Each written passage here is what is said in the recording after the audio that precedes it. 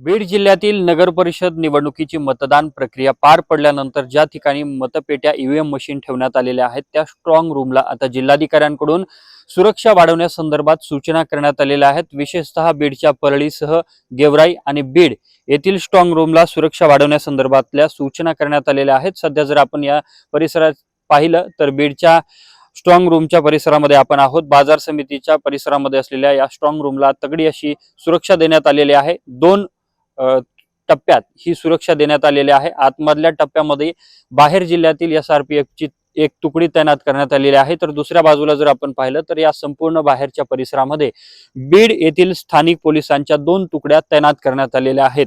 याचबरोबर निवडणूक अधिकाऱ्यांकडून प्रत्येक 8 तासाला या संपूर्ण परिसराची पाहणी देखील केली जाते।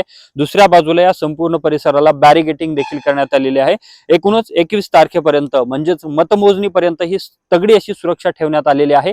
आणि आता या संपूर्ण परळी येथील रात्रीच्या गोंधळानंतर जिल्हाधिकाऱ्यांकडून ज्या सुरक्षा वाढवण्यासंदर्भात सूचना करण्यात आलेल्या आहेत त्यानुसार पोलिसांची काही प्रमाणात कुमक वाढवण्यात आल्याचं देखील सध्या बीडमध्ये पाहायला मिळतंय। कॅमेरामन प्रमोद रोमनसह मी अशोक काळकुटे, TV9 मराठी, बीड।